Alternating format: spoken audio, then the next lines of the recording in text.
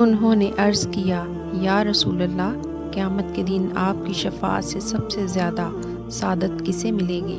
تو رسول اللہ صلی اللہ علیہ وآلہ وسلم نے فرمایا، اے ابو ہریرہ، مجھے یقین تھا کہ تم سے پہلے کوئی اس کے بارے میں مجھ سے دریافت نہیں کرے گا، کیونکہ میں نے حدیث کے متعلق تمہاری حرص دیکھ لی تھی۔ سنو، قیامت میں سب سے زیادہ فیض یاب میری شفاعت سے وہ شخص ہوگا جو سچے دل سے یا سچے جی سے لا الہ الا اللہ کہے گا۔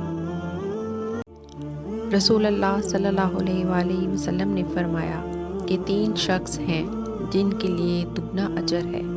ایک وہ جو اہل کتاب سے ہو اور اپنے نبی پر اور محمد صلی اللہ علیہ وآلہ وسلم پر ایمان لائے، اور دوسرا وہ غلام جو اپنے آقا اور اللہ دونوں کا حق ادا کرے، اور تیسرے وہ آدمی جس کے پاس کوئی لونڈی ہو، جس سے شاباشی کرتا ہو اور اسے تربیت دے تو اچھی تربیت دے، تعلیم دے تو عمدہ تعلیم دے، پھر اسے آزاد کر کے اس سے نکاح کر لے تو اس کے لیے دگنا اجر ہے۔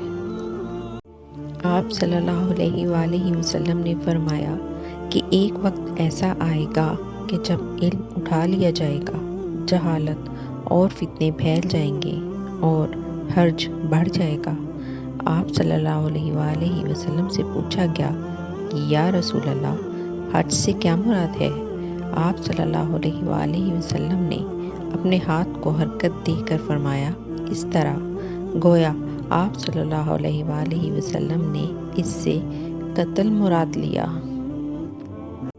میں نے رسول اللہ صلی اللہ علیہ وآلہ وسلم کو یہ فرماتے ہوئے سنا ہے کہ میں سو رہا تھا، اسی حالت میں مجھے دودھ کا ایک پیالہ دیا گیا، میں نے خوب اچھی طرح پی لیا، حتیٰ کہ میں نے دیکھا کہ تازگی میرے ناخنوں سے نکل رہی ہے۔ پھر میں نے اپنا بچا ہوا دودھ عمر بن خطاب کو دے دیا۔ صحابہ رضی اللہ عنہ نے پوچھا، آپ نے اس کی کیا تعبیر لی؟